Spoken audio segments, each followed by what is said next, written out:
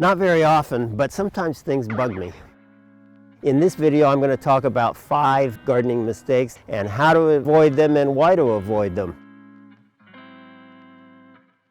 Tip number 1, do not paint tree wounds after pruning. Most people seem to get a deep sense of satisfaction from covering their cuts with this substance, which is not good for the tree, is not good for the wound, doesn't promote healthy healing. As that stuff cracks, it provides environments for unwanted things to live and unwanted pests and disease to fester. And so what we want when we do pruning is nice, clean, sharp cuts.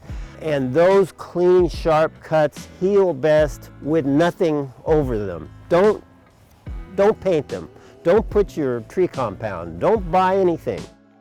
Tip number 2. Don't add sand to lighten clay soil. Hey, let's make it lighter. We'll put some sand in there and we'll completely change everything about it. Usually by adding the amount of sand that's practical, you create bricks or something like concrete. You create something very hard and impenetrable. The way to change clay is the way to change almost any soil, and that's through the soil food web. We want to infuse that soil with life, with a good quality compost or our products which are concentrated compost.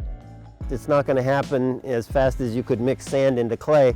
Even over a period of 2 or 3 months, you'll see differences, and then over a year, 2 and 3, as you continue to infuse your soil with life, you can create a completely different kind of soil that now has more air in it and has a better exchange of air and water and has better percolation of water. Tip number 3, don't till your soil at every opportunity. So an enlightened way to garden is to foster life in the soil, and the best way to do that is to have inputs in your soil that encourage the beneficial bacteria and beneficial fungi and good nematodes and protozoa and earthworms. If you're constantly tilling your soil, you're damaging this network of beneficial connections.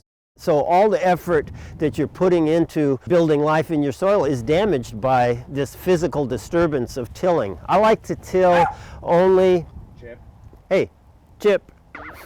Come here. Come over here. I like to till only initially if we have really compact conditions. Then we till or we rip as we get started in this process of improving soil. But once I start the process, then I don't continue to till because that will damage this process of building life in the soil. Don't do this. Number 4, don't cut earthworms in half. What you'll have if you cut an earthworm in half is you'll have one dead part of an earthworm and you'll have one injured earthworm that then has to recover. Seems to be a common misperception that if you cut earthworm in half, you'll have 2 earthworms. You need to be very careful and respectful with earthworms because that's what we're trying to do, is build soil that has earthworms. They're a really important part of the soil food web and quite an indicator of your soil health or lack of soil health. So when we infuse your soil with bacteria and fungi and protozoa and good nematodes, that's because earthworms will follow, and earthworms are an important part of the soil food web that allows plants in a natural process to be fed and allows soil in a natural process to change for the best. Tip number 5, don't fertilize ailing plants with synthetic fertilizer. Synthetic fertilizer can do damage to plants, particularly when they're sick. We want to think of ways to help them. We want to boost their immunity and everything about the roots and the soil around them. We want to use products like compost and compost-like products because we're going to feed the soil and allow the soil in a very gentle way to revive the plant. And at the same time, there will be nutrients that are in these products that can be accessed but via the soil. So we're not force feeding high amounts of nutrients that go right to the roots and right to the plants, which usually are counterproductive if the plant is sick.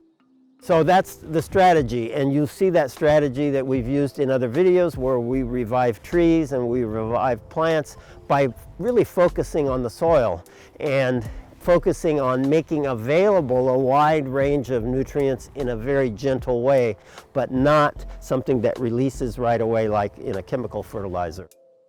So there you have 5 of my best tips, and I hope they're useful to you. What was I supposed to say? And then mention if you missed the other 5. We had 5 more that we did. Check them out here, and altogether there's 10 tips for 2023.